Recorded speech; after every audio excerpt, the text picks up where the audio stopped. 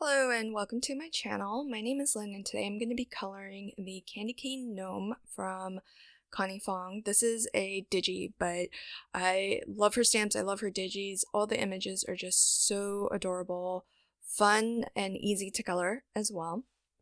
And one thing that I learned as I colored this was that probably not a good idea to start with red.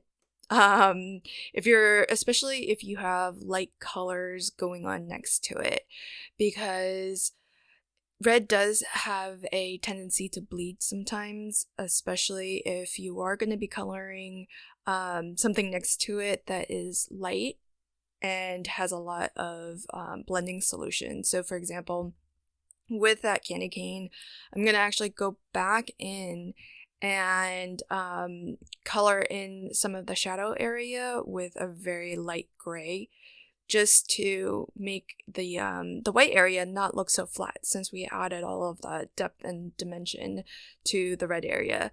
So here's where I do that, and I'm just using the lightest gray that I have, and then using my blending solution to pull that gray out, make it softer. And there were times that if I accidentally touched the tip to any part of that red, it tended to pick up that red and make it bleed into my gray area. And so just a recommendation, and maybe that's a general rule also, is to start with your lighter colors if they are going to be sort of butting up against a darker color, because I think the darker colors may bleed into your lighter colors. Whereas if you go into the darker areas a little bit, it probably isn't as big of a deal, because once you go back in and color over it with your darker colors, it's just going to cover that up and still have a nice clean edge. So that's one thing. And I did, as I was coloring, if I did get the tip of my blending marker into the red or into a darker area, you can just wipe that off on sort of a scratch piece of paper and clean off your marker that way. So that's always something that you can do if you do find yourself getting a little bit of bleeding, and they'll help to kind of clean up your blending marker, or any marker for that matter. You can always just color off onto a piece of scratch paper. So I generally like to start with my darkest color when I do my alcohol marker coloring, and then I'll go right over that area with my mid-tone just to pull that color out, make it a nice soft blend, and then I'll go over everything with my lightest marker.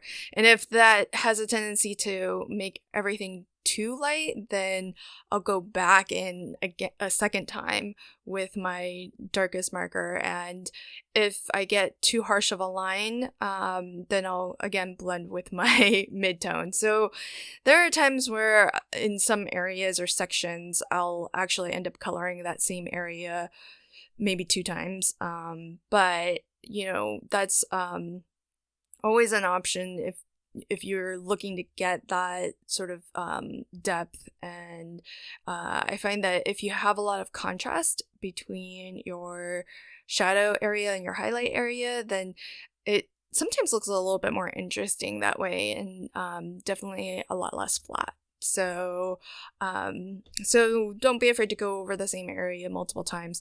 And in terms of papers, I'm just using my Hammermill digital copy paper. It's 100-pound weight. It's super smooth. It's bright white.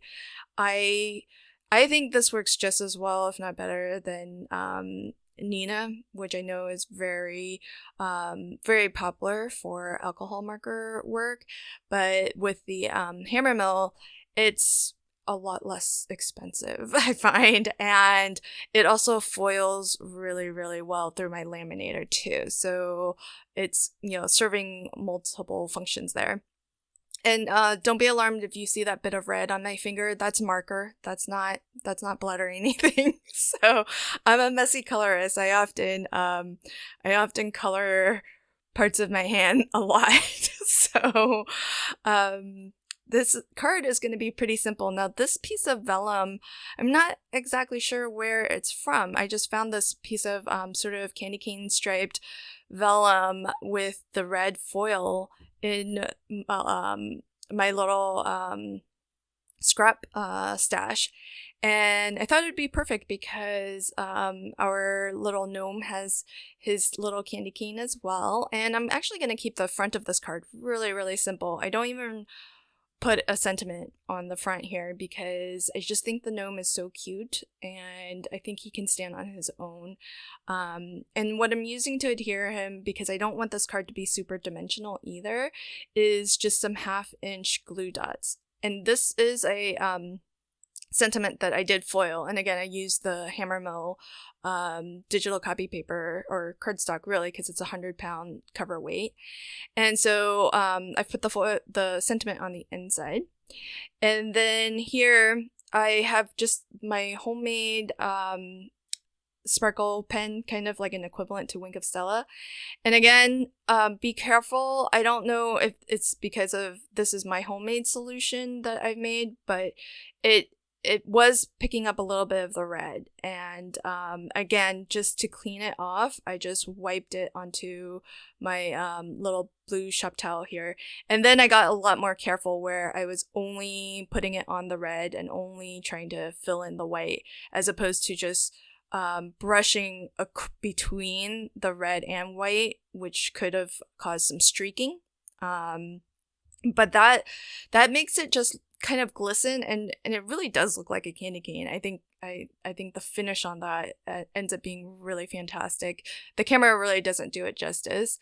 And then I like to use some diamond glaze on my bow here to give that a little bit of extra shine and sparkle too.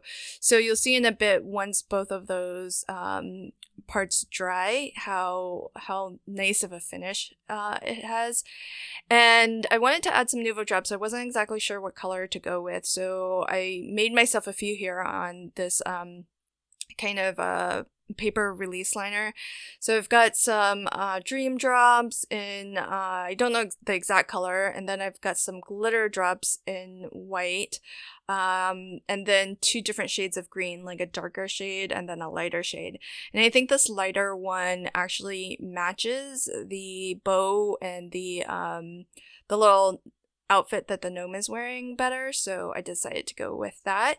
And that's my card complete. Really fun, simple card, and a lot of fun to color. So definitely pop on over to Connie Fong's Etsy shop, because she has a huge variety of digital images that you can check out. So thank you so much for joining me today, and if you like this video, please consider liking, commenting, and sharing. And if you want to catch new videos as I publish them, click the subscribe button and ring the notification bell. Thanks again!